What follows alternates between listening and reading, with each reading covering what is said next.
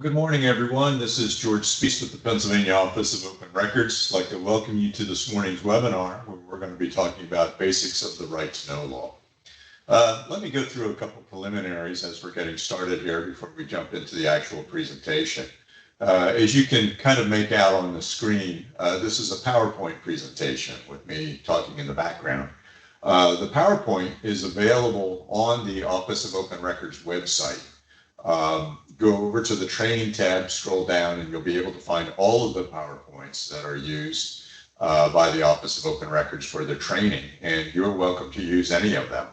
Perhaps you have a friend or colleague this morning who couldn't attend, and they may find it useful. Maybe you just need it for your own future reference, or maybe you're doing some local training. Our resources are available to you. Feel free to download them as you see fit. Also, you should know that this session is being recorded, and a couple days after the session, the recordings are available. They're either posted on the website with links, or you can contact the office and they will email you a link to our secure files that will get you into the recording of the webinar. You can see with the chat feature that you can ask questions as we're going through the presentation. Feel free to do that. I have just two things that I would ask you to indulge me with. First is we're talking about the right to know law, so let's stay on topic. And the second, more importantly, is that I'd really appreciate it if you could keep your questions as brief and succinct as possible. The reason I say that is occasionally folks will type in several paragraphs, and it's just awkward for me to sit here and have to read through that. And then, while everyone else is waiting patiently, if it looks like, you have a situation that is unique to your particular circumstances or, unusually complex, we'll do one of two things. We will wait until the end of the presentation, and I'll come back to it and attempt to address it for the good of the order, everyone. Or we'll take the conversation offline. And there's contact information on the screen right now where you can contact our office. You can phone in, you can go to the website, and there's email accounts there. And the first point of contact will be one of the admin staff who are very well versed in the right to know law and can usually get you headed in the right direction. If you happen to stump them, your questions will be escalated up to the senior staff, and they'll get back to you as soon as possible. Now, we can't write requests for you. We can't respond to requests for you. We're not able to discuss any active appeals that might be before an appeals officer, and we can't provide legal advice. That's simply not within our purview. But we will do our best to get you headed in the right direction, given the wealth of resources that are available to you. One of the resources that I really enjoy and find very useful is the Final Determinations database that's on the OOR's website. It's in excess of 30,000 decisions that our office has rendered that, we're bound to have encountered something similar to whatever you might be wrestling with. So it's a great resource, and I would suggest that if you're dealing with some unusual set of circumstances, maybe that's one of the first places you should start. But anyway, a lot of stuff's out there that we can help you with. Feel free to contact our office if you do find yourselves with questions. Okay. So let's jump into the presentation. And the first thing I want to talk about is, why the right to know law is important, what it's all about. Well, access, transparency, and good government. And I want to just give you a quick paraphrase quote from, the preamble of the right to know law. And what is its purpose? Because a lot of times, especially if you happen to be a right to know officer or an agency open records officer. By the way, those two terms are interchangeable. It's not unusual to get yourself in a situation where you're just not sure what your next step is. And what I recommend is taking a look at just what is the purpose of the right to know law. And that purpose is to give the public access to public records, okay? No more, no less. Especially when the law first came out, there was a lot of misunderstanding. You know, people see that term right to know, and they presume it to be some sort of Google for state and local government, that all they have to do is write out their questions on a sheet of paper, send it in, and then the state or local government right to know officer is obligated to run around and find them an answer. And that's just not the case. It's just not accurate. Rather, let's break it down as simply as possible. It's to give the public access to public records. Now, your starting point is that every record of an agency is presumed to be public. Okay, we have someone on here, Sonia, I cannot hear anything. I can't help you out other than my experience with other people is that you would have to log out and then log back in. Unfortunately, you can't hear me telling you that. So back to the slide. Every record is presumed to be public. Now, a lot of times, someone who is new to the right to know law will see that statement and they get wigged out. Oh my gosh, everything in the office is going to be on the front page of the paper tomorrow, or like on somebody's Facebook page or whatever.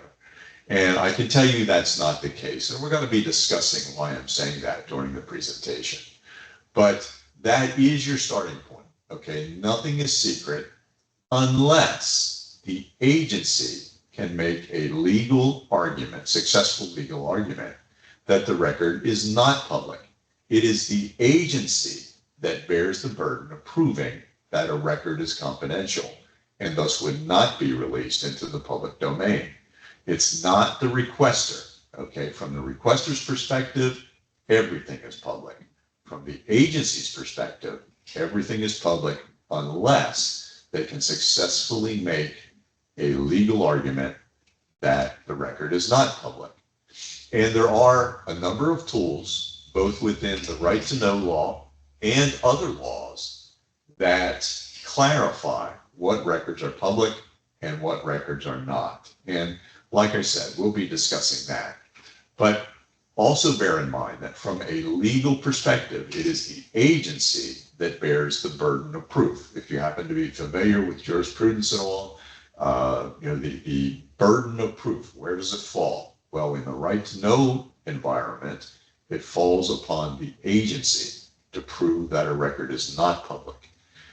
Now, if you're thinking, okay, this is, I'm not an attorney, this just is out of my wheelhouse, it's going to be hard.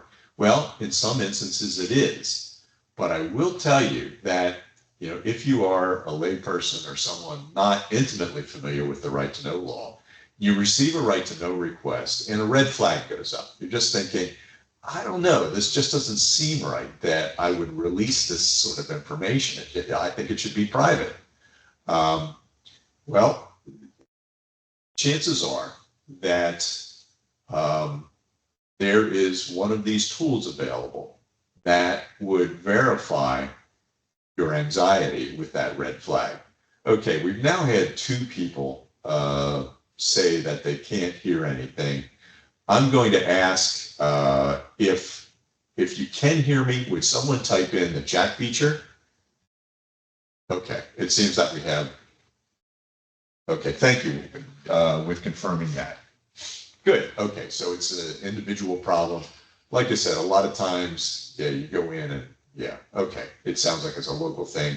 Thank you all for confirming that. All right, so let's move on to the next slide. And another point that I want to stress here, and again, this goes back to when the law initially came out, but it still exists today, that the right to know law is not a confidentiality law, okay? What does that mean?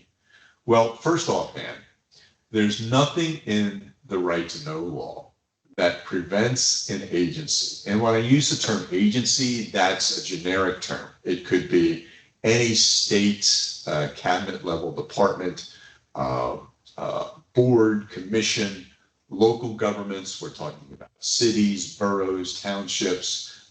This covers school districts. This covers any authority created by statute and the like. So agency is a generic term. But there's nothing in the right to know law that prevents an agency from simply giving out a public record. Okay, there's nothing that says it must be done through the right to know law process. Let's say it's budget season, and I, as Joe Q. citizen, walk into Borough Hall, and there happens to be a stack of budget sitting there, and I ask for a copy. Nothing preventing that employee from simply handing me a copy of the budget, and everybody's happy. Let's say even that I come in with a right to know request for a copy of the budget. And it is perfectly acceptable for that employee to say, you know what, George, if you tear up that right to know request, I'll simply give you a copy of the budget. And why wouldn't I do that? Because everybody's happy. I'm saving myself time. I'm saving the employee a lot of extra work, a lot of paperwork and so forth. The alternative would be for me to say, no, I want to follow the right to know law process. And then, potentially I'd have to wait up to 35 days before I even get a response as to whether I could have a copy of the budget or not. So, like I said, the right to know law does not mandate that you use the right to know law process to obtain a public record. Now, if the agency wants to require that everyone file right to know requests to get public records, they do have that discretion. The right to know law gives the agencies a lot of discretion in how they manage their open records process. So I'm not sure why they would do it, but I know that many do. If you want any public record, give us a right to know request first. What we recommend, and what many agencies do as a best practice, is use their social media to more or less do a first strike, if you will. If a record is obviously public in nature, they put it on their websites, they put it on their Facebook pages and the like, so that it's already out there in the public domain. What the right to know law allows is that if a record is already available publicly in electronic format, and they receive a right to know request for a copy of that record, all they have to do is say something like, that's on our website, here's the link.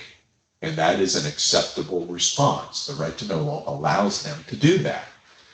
And our experience is that when an agency embraces that practice, two things happen. First, hits on the website start going up because it now becomes a business tool. Two, right to know requests start going down because the public is nowadays, for the most part, used to the idea of sitting in their family room on their laptop, surfing your website to get the records, to get the information that they need. Okay, it's part of doing the government's business in a modern age. And it's what the public expects. We view it as good customer service, but also from a pragmatic point of view, it saves you work in the long run because you've got fewer right to know law requests to process since the records are already out there. And as you can see on the screen, there are some, many records that are obviously public in nature. And what we recommend is take a look at the history of your right to know requests. What are people looking for? And then put that out on your social media. Budgets, contracts, salary information, purchasing documents, and the like. Okay, and it will save you a lot of time in the long run. Okay, so an agency is subject to the right to know law. There are some things that they have to do that are required by the law. First, and probably most importantly, is that you'll appoint an agency open records officer. This is the person legally responsible for receiving, processing, and responding to right-to-know requests. There's no prohibition on who this person is within the organization. It could be, school superintendent. It could be a mayor. It could be a township supervisor, township manager. It could be the nice lady who greets you when you walk in the front door and is there at the administration desk. There's no limit on how many open records officers you can have. For instance, some townships or boroughs might have one open records officer covering the administrative side and a second open records officer covering the law enforcement side. That's quite common to find something like that. But you want to make it clear to the public, looking at it from their perspective, who do I give this right-to-know request to? Okay, so that there's no questions, there's no confusion. An agency can come up with its own rules and regulations for how it administers their open records program, so long as it's not in conflict with the law, and so long as it's not in conflict with any rules or regulations promulgated by the Office of Open Records. Like I said earlier, the right-to-know law gives agencies a lot of flexibility in how they administer the program. Now, when we mention local rules and regulations, let me give you a quick example. Within the right-to-know law, there is, and again, I'm paraphrasing, but there is a provision that allows agencies to accept anonymous requests. I think that, well, I know the term used is an agency may accept anonymous requests. Now, in Pennsylvania, we also have another law called the Statutory Construction Act, which defines what certain words mean. In the context of this provision in the right-to-know law, because it says may, it also means may not. Okay, so an agency looking at this provision, if they so choose, could pass a provision locally that says we will only accept right-to-know requests where the person is identifying themselves. We will not accept anonymous requests, okay? And again, that's a fairly common practice. But it's just one example of how an agency can come up with its own regulations and policies. And looking at how the right-to-know law is administered, looking at case law and the like, again, I will repeat myself, there is a lot of flexibility afforded to agencies in how they administer their open records program. An agency can require that a right-to-know request be put on a form, and they can require that it be put on their form, and many agencies will do this. They'll have their seal at the top, maybe they'll have contact information for the arrow, any of those local rules, sometimes some cost information and the like, but they must also accept the uniform request form, or what's also known as the state form. So on our website, nothing necessarily special about it. Many agencies will simply link to the state form. And then finally, we ask that you let us know here at the Office of Open Records who your agency open records officers are. A couple of reasons. One is that on our website, we have a database of arrows statewide. But for the most part, it's voluntary. And we recognize that people leave, they get promoted, they retire, and the like. So it's important that our website be kept up to date. And maybe one of the takeaways from this morning is review our website, make sure the information is accurate. If not, there's a form there that you can fill out, send it to us, we verify it, and then we update the database. The other reason is that if by chance a right-to-know request ends up being appealed, this is the person we reach out to, the arrow that's listed in our database. It is accessible to the public, and it's not uncommon for someone to reach out to us and say, hey, I was on this township's website. I wanted to file a right to know request, but there's no information. I have no idea who I would give it to. So, we will steer them towards our database. Hopefully that has the accurate information, and we can take it from there. So it's important that this be kept up to date. Okay, you're also required, agencies are required to have postings available to the public about the right to know law. And you can see there I have highlighted educate the requester. And I think this is a very important point. Looking at this from the requester's point of view, they're not intimately familiar with the right to know law. They just have a problem, they need a record, and they know that this right to know law process is out there that allows them to get the record, hopefully. So the better you can educate the requester before they enter the playing field, the smoother the process is going to be. I don't know about you, but I hate surprises. I hate when you get involved in a process and someone starts throwing hurdles in front of you and you're not expecting it. Okay, so the better you can do to educate the requester as to what they should expect when they file a right to know request, the smoother it's going to go, and the better the tone of the interaction is going to be, because they know what to expect next. Okay, so with the postings, you have to have contact information for the arrow. Remember what I said. Who do I give this right to know request to? Okay, contact information for the applicable appeals office. What if the agency denies the request? What rights does the person have?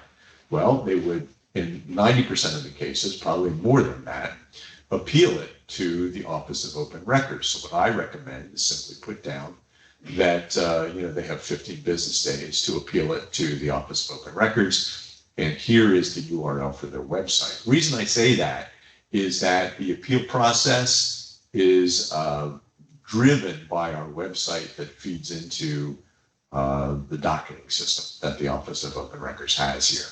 So that's the easiest way for them to file appeals. You have to have a form available so that if they don't have a copy of a right to know form, you can give them a blank. And this also needs to be on your website. If you have a website, you would have an electronic version of the form along with this other information. Pardon me. And then finally, any of those regulations, policies, or procedures that the agency is using locally to administer its open records program. Now, some things that an agency cannot do relative to the right to know law. First is that you can't limit the number of records or the number of requests that a person files within a designated time period. You can't say, ma'am, I'm sorry, you've already filed 3 requests this week. That's all we allow.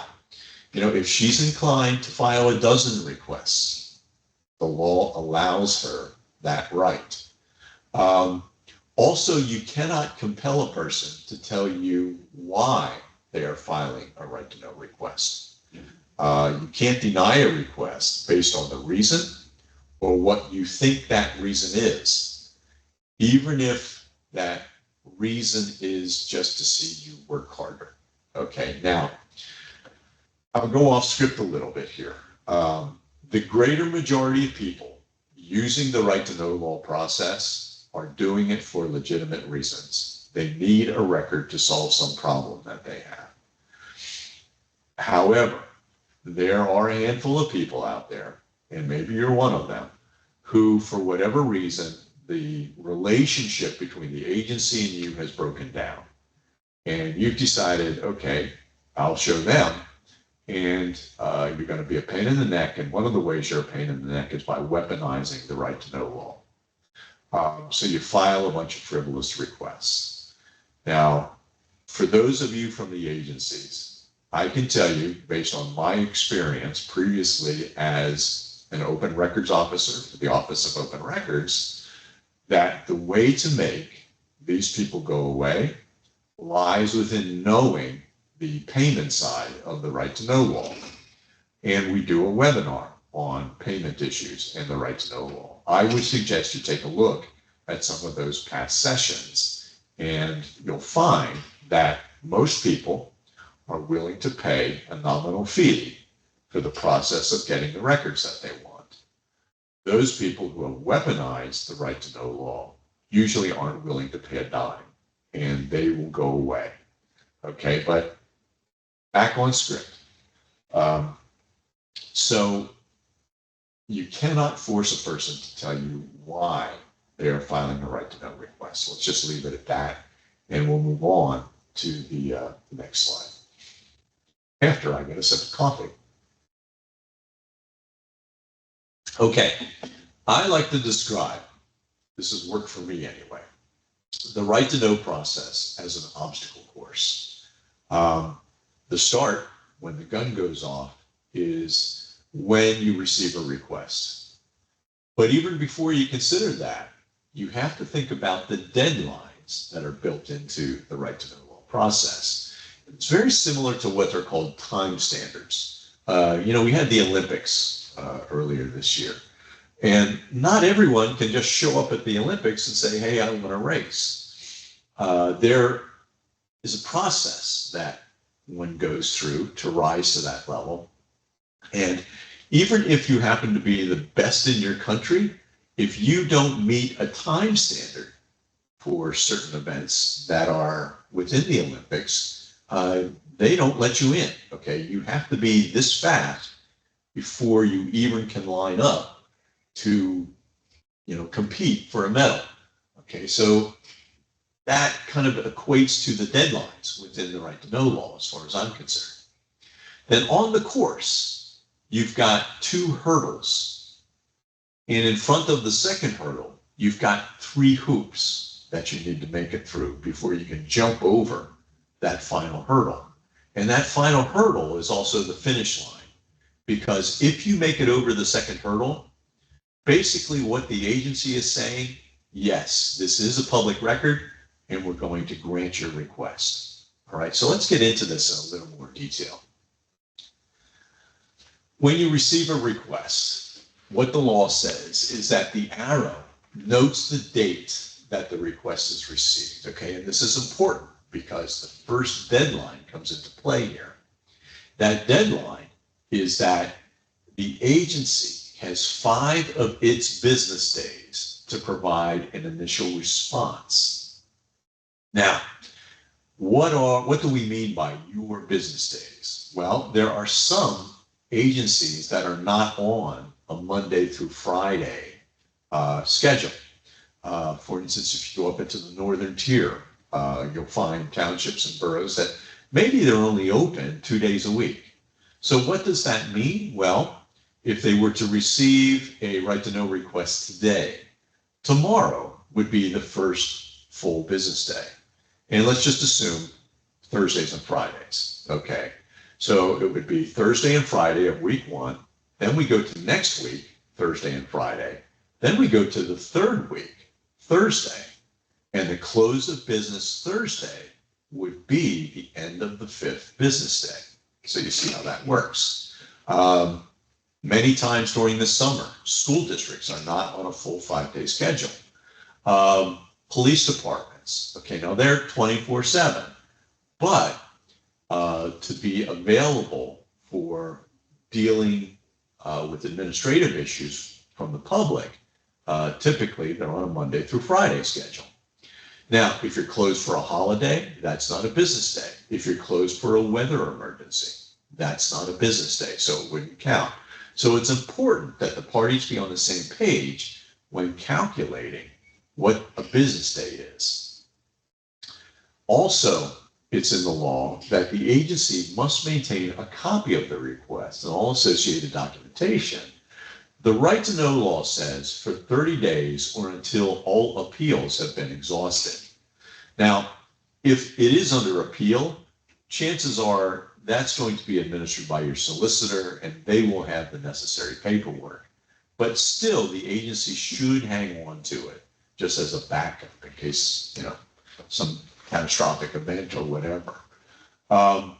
In appeals, if they go all the way up to, for instance, the Supreme Court of Pennsylvania, that can take years. So you want to be aware of the status of these right to know requests and whether any of them are under appeal.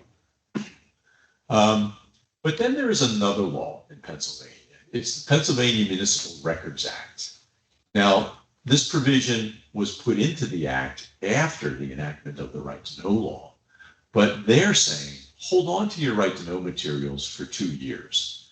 Now, this is, under certain circumstances, it's voluntary. Under certain circumstances, it's mandatory. But I think 2 years or until all appeals have been exhausted is a good practice. And just out of curiosity, take a look at the Pennsylvania Municipal Records Act, because it covers many documents far broader than just the right to know law. And I think it's very useful. It's administered by the Pennsylvania Historical Museum Commission, and they will provide a lot of guidance on records retention that you can find helpful. Okay, I'm just going to test here to see whether or not any questions have come up that I may have missed. No, it doesn't look like it. Okay, back to the presentation. Okay. Now, you've got the 5 full business days. Well, what if the agency is unable to provide a final response within that 5 business day window? The right to know law allows the agency to unilaterally invoke a 30 calendar day extension. Okay, now a calendar day is different from a business day. But for that extension to be valid, okay, there are some conditions that need to be met. First, it needs to be done within the initial 5 business day window. You can't wait until what would otherwise be the 6th business day and say, oh my gosh, I forgot about this right to know request. Well, we'll just take an extension. Unfortunately, by missing the 5 business day deadline, you have defaulted on the request and denied it. You've done what we call a deemed denial. Okay, so you want to pay attention to the calendar. You need to notify the requester in writing that you're taking the extension. You need to provide a reason, and you want to take a look at section 902, because there it lists 6 reasons, and you simply pick whichever reason or reasons are applicable in this case. It could be we keep these records off-site. It's going to take us longer than 5 business days to go figure out what we have. Or our solicitor wants to review the records to make sure we're not giving out anything we're not supposed to. Then you provide a date that the requester can expect to get the response. Surprisingly, it's usually on the 30th day of the extension. An estimate of any cost that the requester can expect to incur. And it's just an estimate. It's not a hard quote. A little higher, a little lower, it's settled up when the actual records are provided. So you've got the 5 business days, and then you've got the 30 calendar days tacked on to work with. The 30 calendar days is basically you would go to what would otherwise be the 5th business day. And from that point, you start adding just 30 calendar days. You count 30, look at your calendar, where did it land? That's your 30th day. Okay, that's pretty much how it works. Okay, a couple questions have popped up here. Are borough insurance policies exempt from right to know? Diane, I can't give you a definitive answer other than to tell you, go to section 708B, and there is an exemption that covers insurance information. So I think you're going to find that. And take a look at that paragraph or that series of paragraphs. And that will clarify as to what insurance information can be kept confidential versus what insurance information would be considered public. It's one of those answers where it depends on the nature of the document. Just the term insurance doesn't, just because it's related to an insurance coverage, doesn't guarantee that it's confidential. Okay, I hope that helps. Then Carla, is there a limit on how many years back someone is allowed to request records? Carla, in general, no. However, you can reach a point where you might be able to claim that a record is actually a historical document. This is kind of strange, but I dealt with one request where a person had requested minutes, meeting minutes, for a small borough over in the eastern part of the state. And they had minutes that went back into like the 1840s. And they provided them, but there was concern over the fact that they were historical documents and that by providing them, they may risk damaging them. And, we entertained that possibility. Now, they never legally raised it because they decided, well, it's just easier for us to provide these records anyway. But it raised an interesting perspective. But the answer to your question is that in general, no, there is no limit. Okay, Nazareth. Sometimes we get a right to know request for a police incident that just occurred the prior day. The report is sometimes not complete, ready for release up to a week. Does the 5 days start at the time of the request or when the report is available for release? Okay, this is an interesting one because in most cases, it comes down to, does the agency have the record in their possession? Just because it's incomplete does not mean the agency doesn't have it at the time the request was submitted. So in general, you would, if it is a public record, you would provide it at the time the request was submitted, provided the agency has it in its possession. Now, your question raises another issue, in that it's a police record and it's possibly a police incident report, which we cover this in a different webinar dealing with right to know law for law enforcement, where we make it clear that police incident reports are not considered public records. Okay, so your question raises a lot of variables here, but number one, in general, I would ask, does the agency have the record in its possession, whether it's complete or not? The person requested it, they get it as it existed at the time they filed the request. And then there's the other aspect of this, since it's a police incident and potentially a police incident report, there is a court case that essentially says police incident reports are inherently investigatory and would not be public because of the provisions within Section 708B-16, which covers police investigatory records, okay? And then another question has popped up, do employee records fall under the right to know law? Well, everything falls under the right to know law that an agency would have in its possession. Employee records, for the most part, are considered confidential. But there are some employee records that would be considered public, depending on the nature. Just because it would be put in a personnel file does not protect it from release into the public domain. It's going to depend on what specifically that employee record deals with. For instance, health records, clearly private, okay? But then there are some training records that you can argue are public because it falls within the public interest to know that employees have certain levels of training. And again, it's the answer for Dunbar is that it depends on what the record is.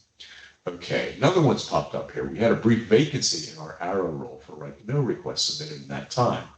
Are we required to follow up after the fact? The vacancy was 3 months. Okay, well, yeah.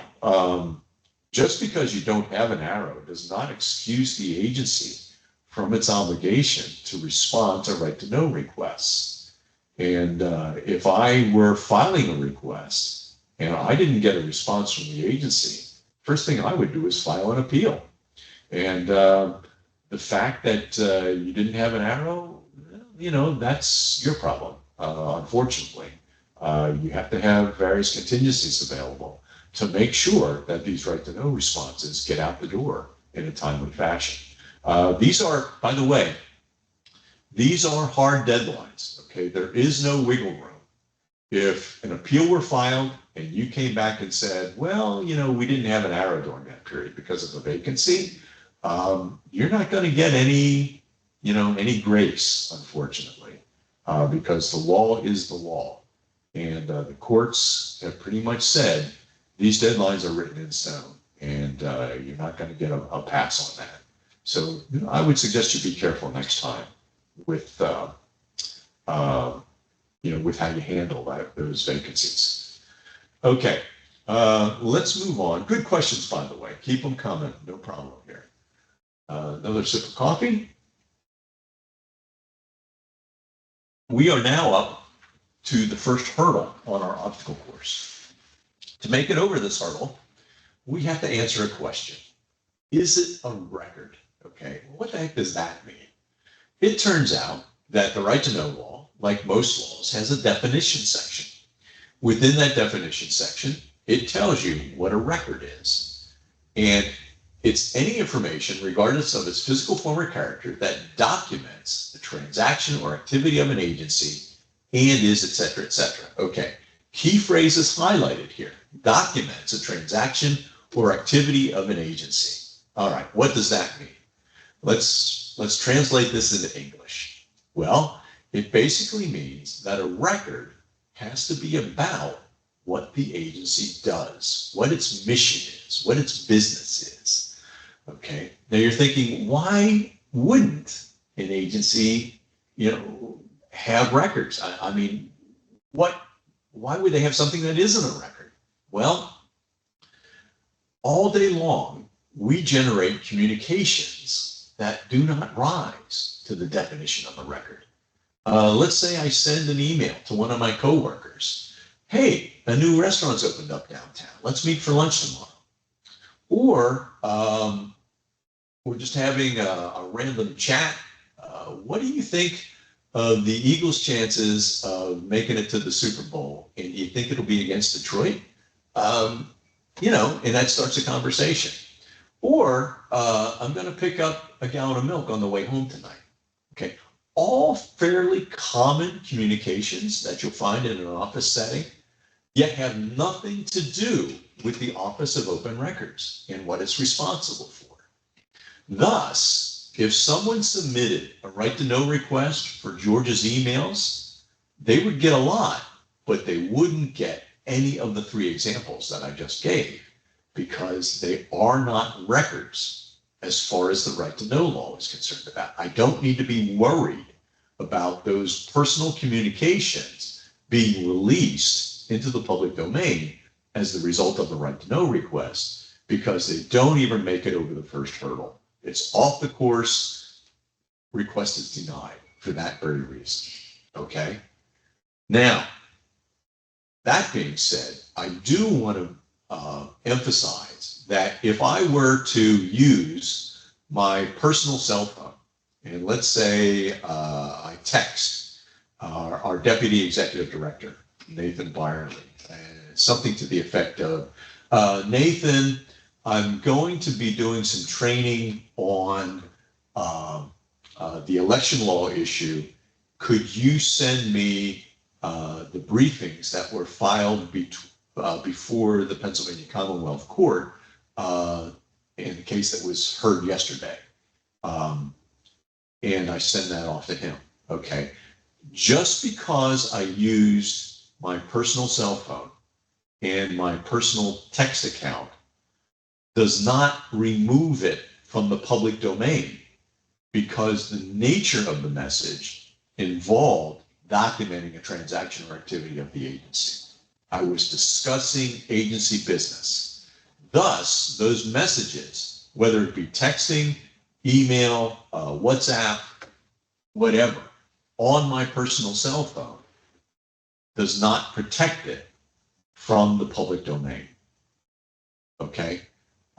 Same way if I were using a personal laptop and a Gmail account. Okay? It's the nature of the message, not how it was created or where it's being stored. It's the content that determines whether or not it's a record or not. Okay? So, questions popped up. What about something like a bid sheet? Have part numbers, bids on it. We put together a document that has all the bids on it, including competitor pricing. Someone asks for those every month. Okay, a couple things here, Zach. Number one, you want to take a look at the right to know law itself and determine whether or not there is an exemption within the right to know law that would make that otherwise a private record. And you're going to discover when you take a look at the actual law that there is a section that covers competitive bidding. And for instance, a document may be considered confidential up until the contract is let. And then it's no longer confidential. Then you have other laws that, depending on where you're contacting us from, that dictate how the bidding process takes place and what documents are considered confidential versus what's considered public. That varies from the nature of an agency. Sometimes boroughs are different from townships. Sometimes townships are different from school districts. Sometimes cities are different from et cetera, okay? So if there is a law that dictates how the bidding process takes place, and that law also determines what specific records are deemed confidential, you would follow that law. But you're going to have to do some homework here. Take a look at the right to know law and take a look at other laws that dictate how bidding processes take place. Sometimes it depends on what's being bid on, whether it be real property versus car parts or something like that, okay? It just, again, it's one of those questions where my answer is it depends, but a little bit of work and you'll be able to figure out what's public and what's not. Okay, so let's move on and take a look at now the next hurdle. Here, we have to answer the question, is it a public record? Okay, notice the difference. First hurdle, is it a record? Now we need to answer the question, is it a public record? Which is a little different, a little narrower definition. Okay, but remember, in front of this hurdle, we've got 3 hoops. So let's take a look at those hoops. The first hoop, we have to answer the question, do any exemptions apply? And if so, are we going to invoke them? Okay, now you've heard me respond to a couple questions here, and I use the term exemption, all right? You're going to find the exemptions, 30 of them, within the right to know law, section 708B. An exemption is a description of a type of record that the agency can withhold from public release if they want to.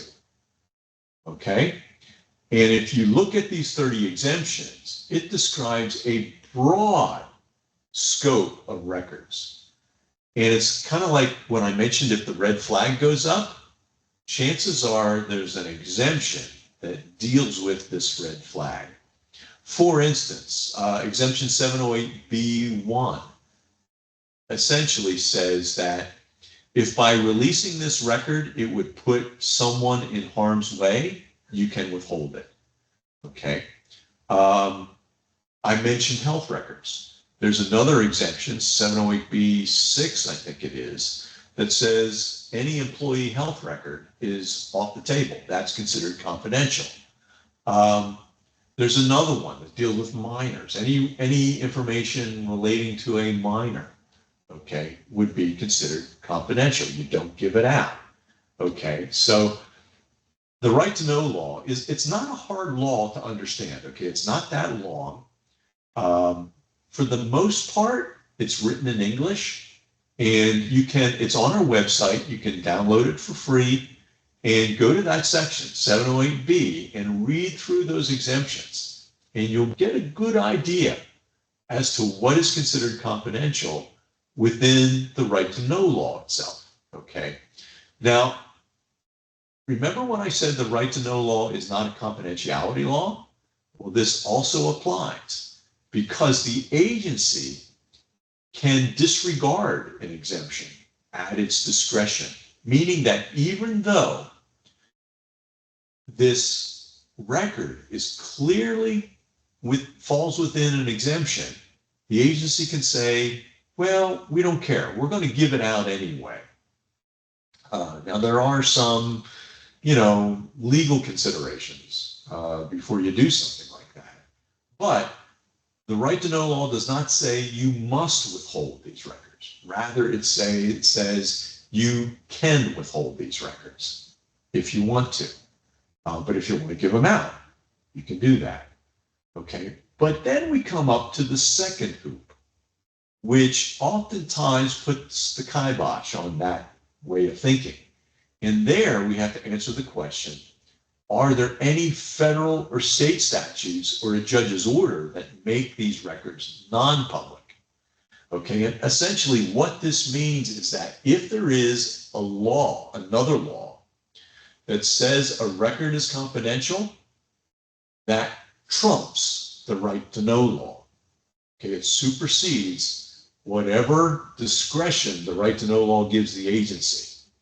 And this, for instance, a lot of law enforcement records. Okay, for instance, there's a law in Pennsylvania called CRIA, the Criminal History Records Information Act, that says these records are considered confidential and will not be shared outside of the law enforcement community. Okay, well, that provision within CRIA trumps the right to know law. Same way with health records. You've got the alphabet soup of federal statutes that make health records confidential. HIPAA, FMLA, ADA, and the like. Okay, they don't say an agency may withhold them. They say you will withhold them. You shall, and you have no discretion in releasing them. And as a matter of fact, if you do release them, the hammer's going to come down. Okay, there will be either civil or criminal penalties if you give out these records. So you need to be well versed on what other laws are out there that make records confidential. We give a webinar on laws that protect information. Okay, and we get into about, I think, 14 or 15 other laws that you should be aware of that make records confidential, and for the most part, don't give the agency any discretion whatsoever as to whether or not they can release them or not. You must withhold that information. And then the third hoop is the record protected by privilege? Here we're talking about attorney-client privilege. And typically it would be any communication between that agency's solicitor, chief counsel, and senior management, whether it be the township supervisors, borough council, the mayor, the township manager, the police chief, whoever. Okay, any sensitive information that's exchanged between those parties is typically protected by attorney-client privilege. And it's covered in Section 305 of the Right to Know law. It's considered part of the rules of evidence in Pennsylvania, covered by statute. So it's clearly confidential and cannot be released to the public. Okay, so these are basically, this is the toolbox that's available to agencies when that red flag goes up, and what they would use to meet their burden of proof in withholding a record from public release. Okay, now if we make it through the first hoop, let's say there are no exemptions that cover this particular record. Let's say we make it through the second hoop. There are no federal, state statutes or judges' orders that cover this record. And we make it through the third hoop. Okay, the record's not protected by privilege, has nothing to do with attorney-client privilege. Then we can successfully jump over the second hurdle, which means the agency is granting our request. It is a public record, and we're going to release it. Well, there may be some payment issues involved, and there are some things that we should talk about after I have another sip of coffee. Okay, first thing is that the agency is only required to provide the record in its current medium. Okay, Section 701, what does this mean? Again, translated to English. Well, when we talk about medium, it's hard copy versus electronic. And essentially what this says is if someone requests a record in electronic medium and the agency doesn't have it in electronic medium, they don't have to scan it in, because that would be converting it from one medium to another. I like to use an example with building permits. Let's say the building permit for a borough is completely paper driven. Okay, the application comes in on paper. The codes enforcement officer reviews everything. Any correspondence going back and forth is by certified letter. Then finally, the permit is issued. That's a piece of paper. Everything gets then consolidated, put in a file folder, and it sits in a file cabinet in the corner of the office. Someone submits a right to know request. They do it by email, and they say, I want all of the building records for this particular project, and I want them sent to me electronically. Well, the response is, we have your records, but they're hard copy, and we'll be more than happy to send them to you, but you have to pay for us making the copies for you. Okay, so the agency is not obligated to scan the records in. They can if they want to, and they cannot charge for electronic records, but they don't have to. Okay, what they can do is make paper copies, and then they can charge up to 25 cents a page for single-sided black and white 8.5 by 11. But they do not have to convert them over to electronic. If they do have them electronically, then they would provide them, and they cannot charge for electronic records. Within the right to know law, there's also an option known as inspection, where the person doesn't want copies, but they do want to come in and look at the originals. Okay, and they can do that.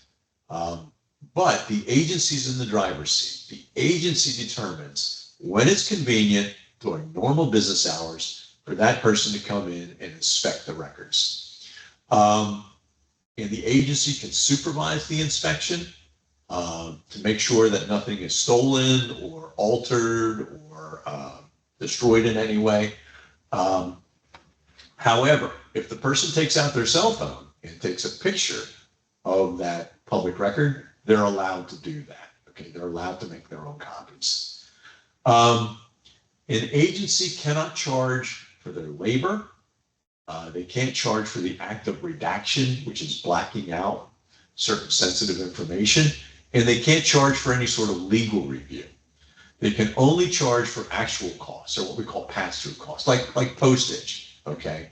If it's going to cost them a certain amount to mail a response out, they can add that cost onto the invoice because the postage meter doesn't lie, okay? And I can show you a receipt for the postage meter, okay? So I can add that on. But that's pretty much how that works.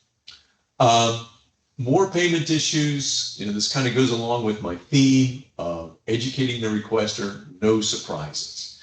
For instance, if you get a right to know request and the person wants the response, hard copy and mailed to them, there's nothing that prevents an agency from picking up the phone and saying, hey, I did a quick look at this. I think it's going to cost you about $30. Is that okay? And the person's going to say, well, you know, one of two things. They're going to say, whoa, wait a minute. I misunderstood. I thought this was all free. I'm just going to withdraw my request. Or they can say, yeah, that sounds reasonable. Go ahead. That way, the agency doesn't get stuck doing a lot of work and then get stiff for the payment because the person balks at payment. Or let's say you get a right to know request and you're not absolutely sure on what the person's asking for. You know, it's a little vague. So pick up the phone and contact the person and get an answer, clarify. You know, I'm not quite sure. Is this what you're looking for? Oh, yeah. Oh, okay. No problem. We'll proceed with the response.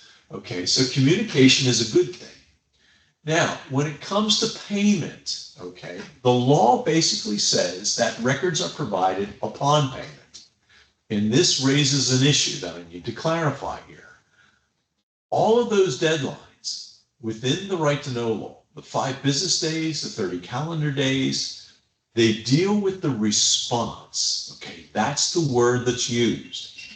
They don't say records are provided in 5 business days. They don't say records are provided after 30 calendar days. It says the response is provided.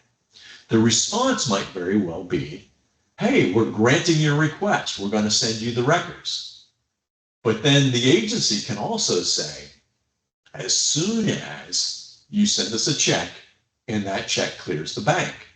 Now that may take longer than the 30 calendar days.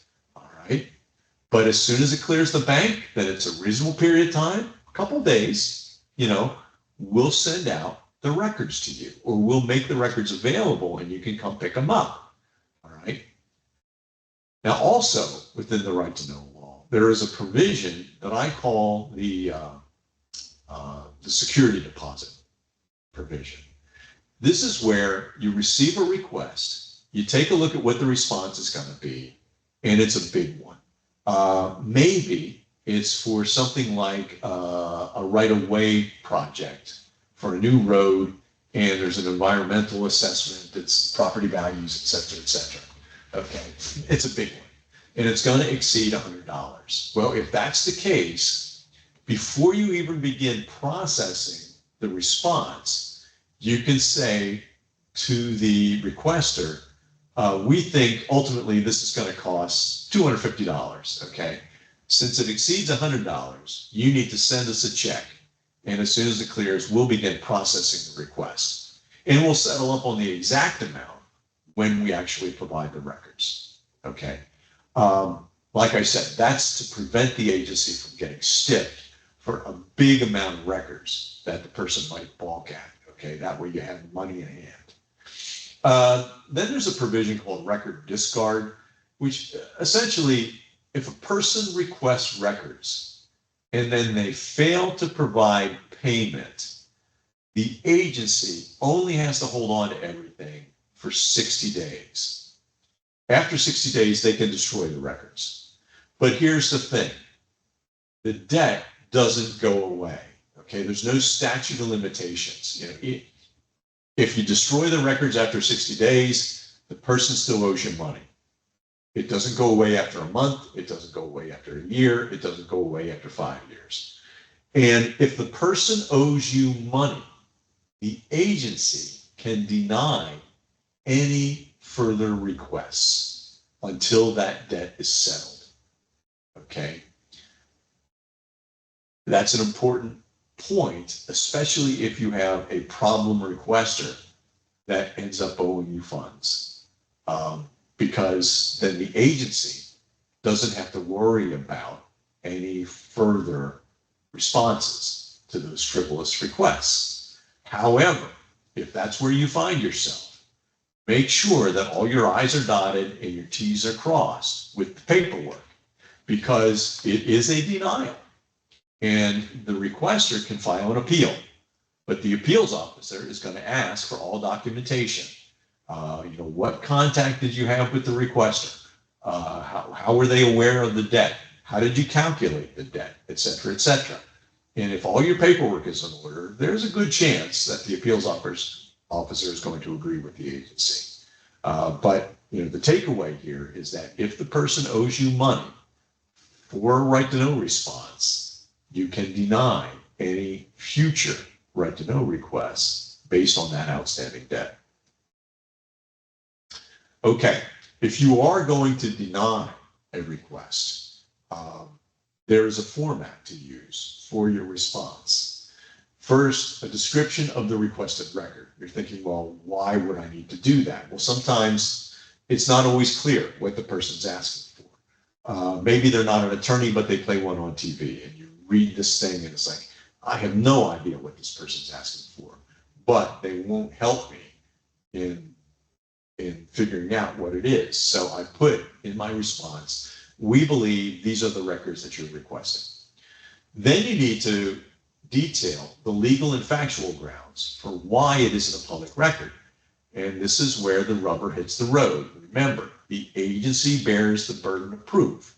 So this is where you cite and you make your factual and legal case as to why these records aren't public.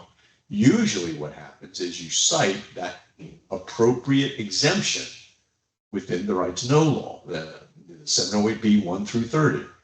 And then you put the contact information for the arrow. Remember, this is the person legally responsible for denying the request, responding to the request. The date of the response. This is important because the person's appeal rights have kicked in. And it's important to know the date of the response because that's the beginning of the appeal window. And then what is the appeal process? Typically, it's that the person has 15 business days to file their appeal with the Pennsylvania Office of Open Records. Okay, and we usually recommend, like I said earlier, give them our website URL because that's the easiest way to file an appeal. Now, let's talk about appeals briefly here. 15 business days, let's say they attempt to file an appeal on our website. There are 4 elements we look for. First is a copy of the original right to know request. Second would be the agency response, provided there is one. Third would be a brief statement about why they think the records are public. Fourth, why they think the agency's response, if there was one, is incorrect. Why, what are the grounds cited by the agency and why are they incorrect? If any of these elements are missing, we issue what's called a deficiency order, where we give the person a couple days to correct the deficiency. If they fail to do that, the case gets dismissed. About a third of appeals get dismissed. If they do correct the deficiency, however, the appeal gets docketed. Docketed means it gets assigned a number, AP 2024-4-digit number. It gets assigned to an appeals officer, and we send out a notice to the agencies that we now have an active appeal. Okay, this is important, folks. If you are an agency open records officer here this morning, and if you receive notice of appeal, okay, it's going to include instructions. Well, first, it's going to include an explanation as to what it is. It's going to include some instructions. But here's the thing. If you get one of these, run, do not walk to your solicitor's office and let them know that they have an appeal. Okay, as the agency right to know officer, you are not expected to respond to appeals. As a matter of fact, I would recommend that you not do that. Everything I've described in this presentation up to this point, I would couch as an administrative process. Once an appeal gets filed, it is a legal process. The Supreme Court of Pennsylvania has designated the Office of Open Records as an independent quasi-judicial tribunal. Yeah, it's a mouthful, but basically it means we are a court. And because it's now a legal process and it can be appealed to higher level courts, we're required to act like a court. And that means, and your solicitor will know this, there's certain language that has to be used, certain forms that need to be filed, things just that an agency open records officer wouldn't be expected to do. And one thing that we hate to see is an agency lose a case based on a procedural error when we've never had the opportunity to rule on the merits. Okay, so give it to your solicitor. If they need your help, they'll ask for it, but you're not expected to respond on behalf of the agency, even if it's something really simple. Because of the legalese that's required, because of the forms that are required, you don't want to assume that, hey, I can take care of this. It's easy. All right. Don't try that. Okay. Give it to your solicitor. Okay. And then everything gets shared within the parties. Nothing is secret during an appeal as far as the parties are concerned. And then once the appeal is ruled on, everything is considered a public record. And we've had right to know requests come into the Office of Open Records asking for all documentation related to an appeal. And we provide it because it's considered a public record, just as a court record would be considered a public record. Okay, so just so you're aware of that. Something that you should be aware of is that the product of an appeal is what's called a final determination. And it looks like just what you would see coming out of a court. It describes the issue.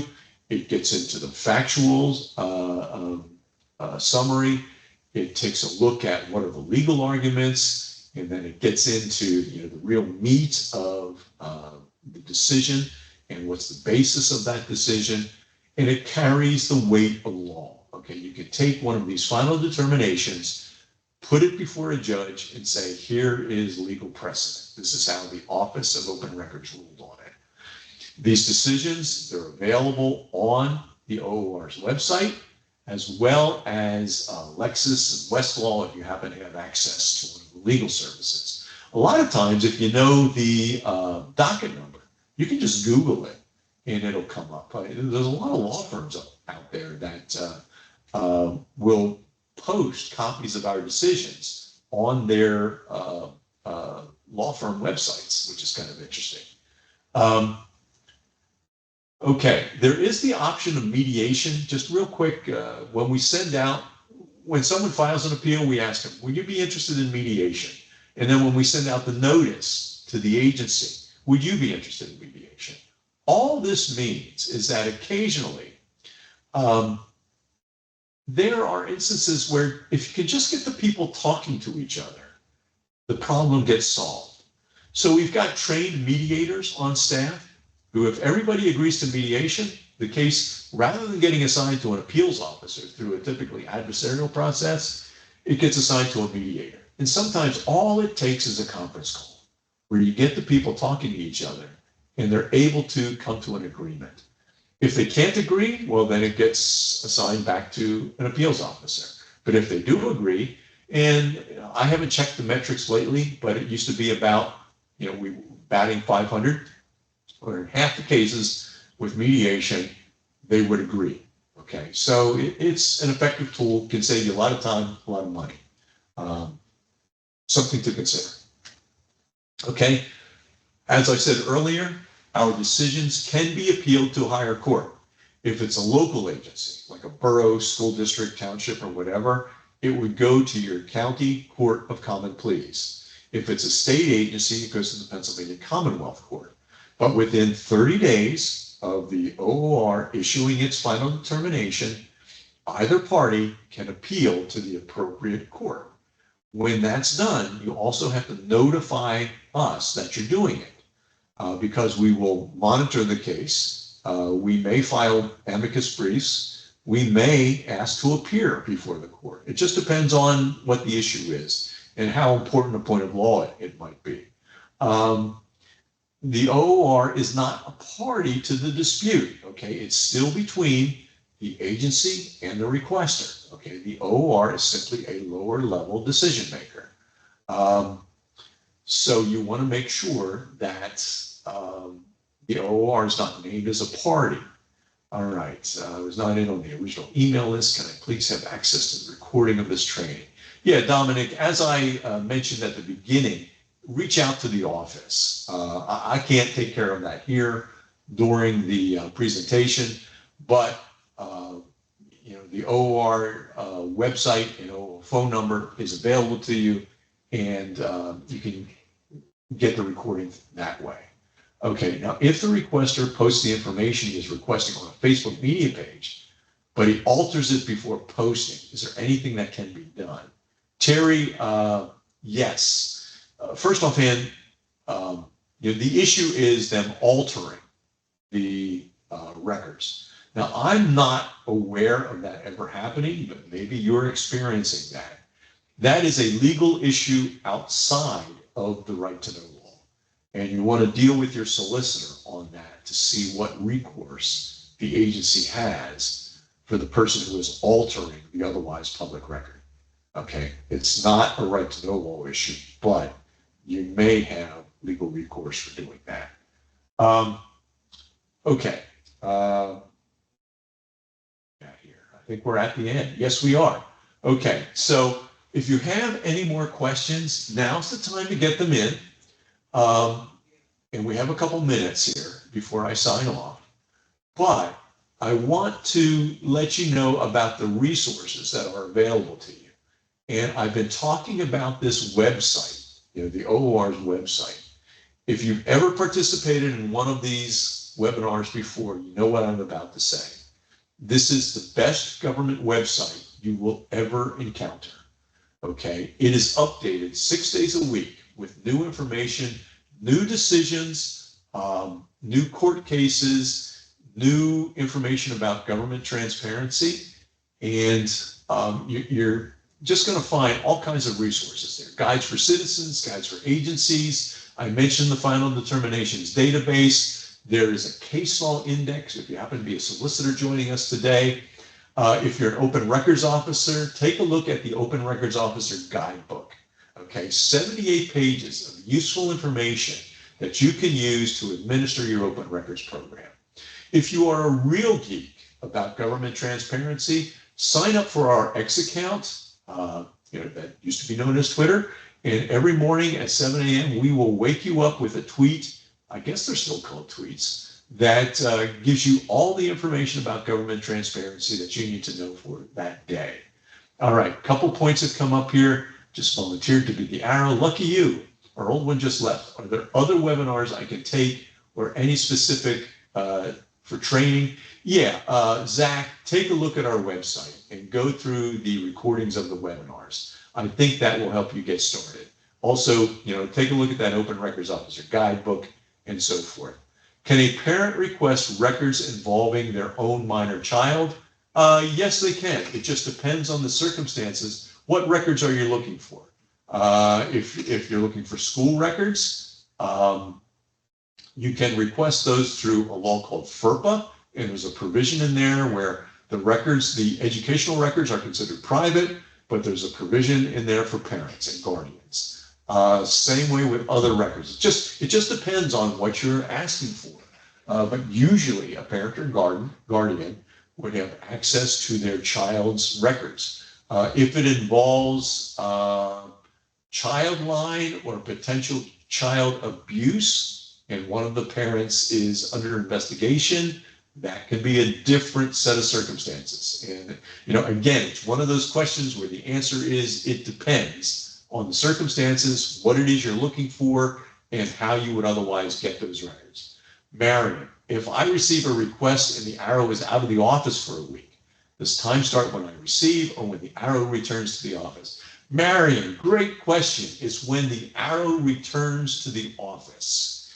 However, let the requester know what's going on, that your arrow's on vacation or out sick or whatever, so that everybody's on the same page.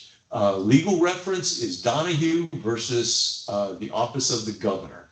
And there, the Commonwealth Court clarifies that point. Mark, what if someone is requesting information that may be a supervisor's private cell phone, such as texts and times of phone calls between supervisors? Is that allowed to be part of a right to know request when who reviews the phones? Okay, yes, depending on, it's kind of what I was talking about earlier with the first hurdle.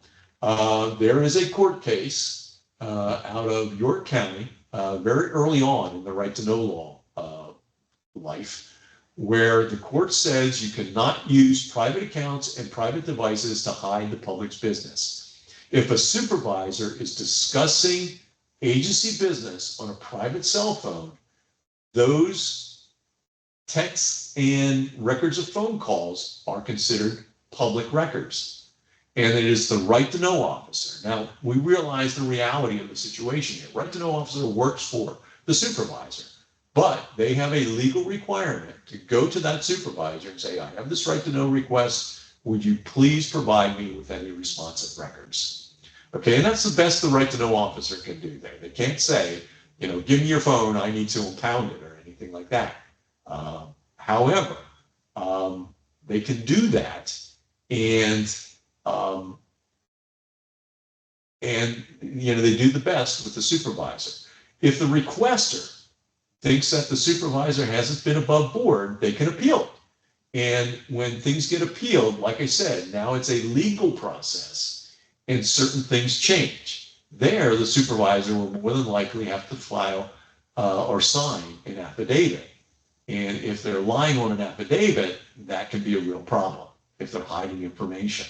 Okay, so it gradually it works its way out. Okay, it can be uncomfortable for a right to know officer at times, but you know, if the requester is persistent and decides to appeal, it usually gets worked out, because a supervisor who may not have provided everything up front gets a little nervous when they're signing an affidavit that says, I'm doing this under penalty of perjury.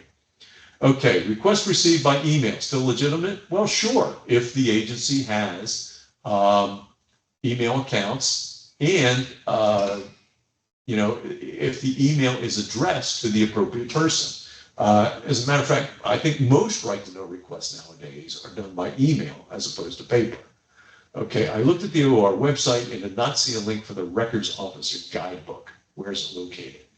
Under the right to know law. I don't have the webpage in front of me, but Dunbar Borough, if you cannot find it, call the office and one of the admins will steer you towards it. Okay. Some of that stuff gets hidden after a while when the website's being updated every day. Yeah, sometimes links get broken or whatever, but I'm sure it's there. Okay. Are agencies required to keep a detailed list of right to know requests and agency responses, an Excel sheet for record retention? No, they're not required to do that, although most do it just as a matter of effective record keeping. It's the slide that I covered earlier on records retention. The right to know law says 30 days or unless it's still under appeal. The Municipal Records Act says 2 years, although not every agency needs to comply with the Municipal Records Act. For instance, school districts don't have to comply with it. It's just, again, it's one of those, Sonia, where it depends. They're not required to, but most will have that information available. Some will publish it on their websites, which they can legally do. Okay, good questions. I'm getting ready to wrap things up here, folks, but if you have any more questions, you know, maybe you can get them in here before the deadline, which is in about 30 seconds, or, you know, if we end the meeting, end the webinar, and you do have further questions, contact the office. The contact information is on the screen right now. The website, the emails, the phone number. And we will be happy to answer your questions for you, okay? Reach out to us and we'll try and get you steered in the right direction, because we figure, you know, if you're contacting us, number one, it's important. Number two, you're dealing with our deadlines. So we want to make sure you get satisfaction and understand what's required during the process.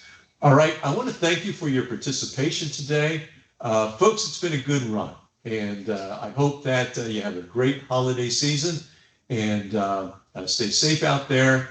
And hopefully, you know, you'll just have a good holiday season. Take care, folks. Goodbye.